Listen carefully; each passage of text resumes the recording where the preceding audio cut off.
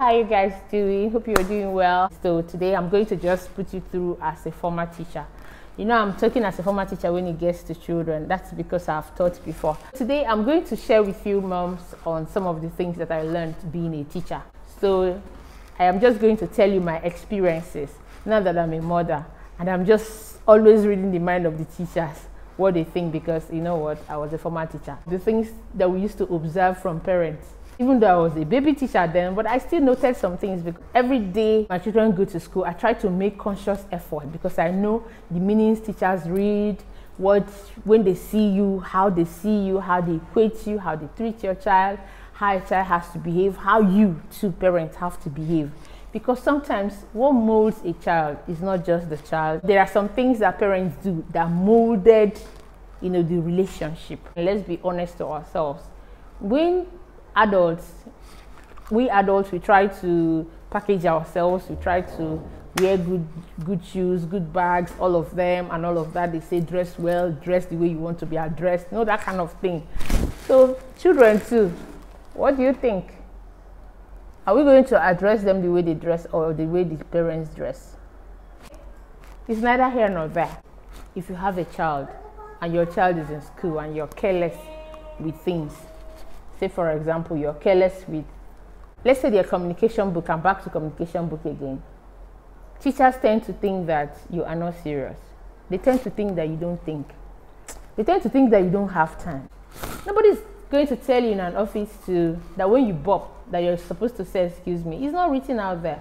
But because you know that you don't attract respect when you do it and you don't say excuse me or you don't say sorry, behaviors mold our character.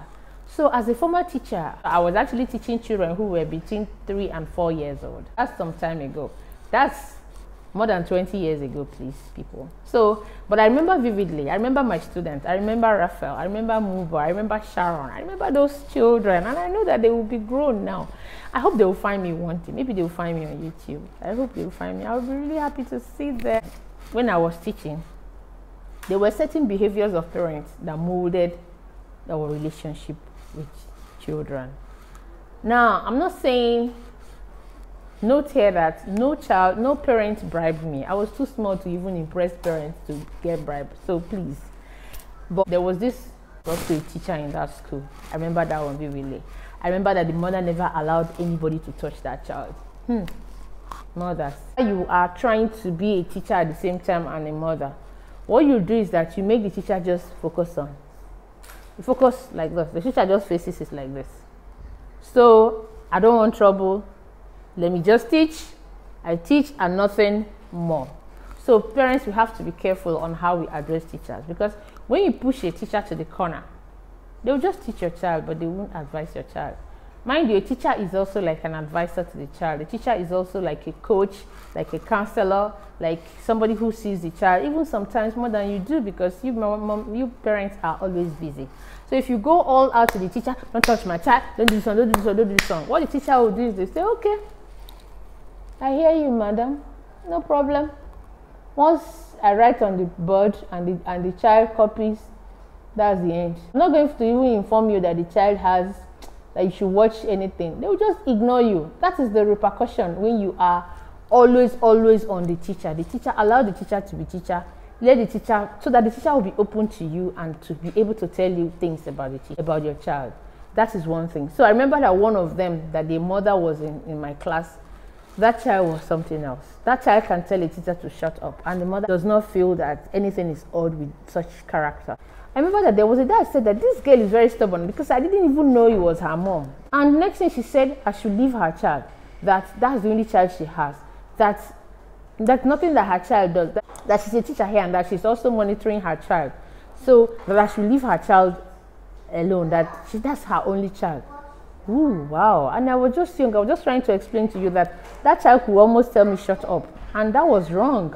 But because the mom was there and the mom did not see anything wrong with that such character, I just kept quiet. So be careful, you moms, because when you are always on the teacher, don't do this, don't do this, don't do this, don't do this. No, it's my child. I had this child through IVF. That child, I was born in America. This child was born in Canada. Please. You don't need to tell the teacher. The teacher has already seen you. A reasonable teacher must have seen you. Maybe you are like 50 years and your first child is 5 years. You don't need to tell everybody that you require that child. The teacher too also even have people that, that have had histories of, infertility and all that. You don't need to tell that to the teacher. Well, you can tell the teacher is that take care of the child. If you tell the teacher to take care of the child, a good teacher will definitely take care of your child, because he's going to tell you not only the academics, but he's going to report a lot of things to you, especially some vices, because children know how to act. Bye. Children like to act, so they know how to pretend in front of you parents. I'm telling you, they know how to pretend. Children can pretend, but when they see their teacher, the teacher will catch them with their friends. When they see their teacher, you see a child who's like pure water at home, and when the child gets out, the child is a lion. The teacher is the one that will notice the child, and the teacher that will tell you this. So please don't deprive the teacher from telling you things about your child. It's very, very important, because you don't get to see all. A lot of them will shock you. You shun that teacher, the teacher won't be able to relate to you. So please, parents, allow teachers to be able to give you this information. It's very important, because you don't get to see them. Before you come back, they're already doing their homework. They've done, especially the very smart, intelligent children. You think they've gotten all their homework, but there may be a character flaw that only their teacher can see and also let you know. So please don't short teachers. Please encourage them to come all out and to tell you. I know that some teachers can go all the hell telling you about all the nonsense, how you do not train your child. But we'll sieve out the good things out of it and then discard the rest. For example, it's a teacher that will tell you that your child is not eating. The teacher will you'll be shocked that a teacher will tell you that your child doesn't eat all of those rice that you pack, or all of those memory that you pack, or that your child does not eat this. And before you come back, we have washed all your child's food plate, for example. And then maybe if your nanny doesn't tell you that your child does not like maybe the carrots and the stick stuff, that maybe the veggies in your food, they may have washed it, but the teacher will tell you, oh, your child doesn't like this, maybe you should do this one. So if you work with teachers, honestly, you're going to benefit a lot. So please don't shut out teachers in the life of your children, because if they leave your child for you, you go tire. You won't observe a lot of things until it has metamorphosed. So please, parents, let us learn to let teachers be. I hope that you enjoyed this video. Thank you so much for listening to me. Please subscribe and stay with me on this.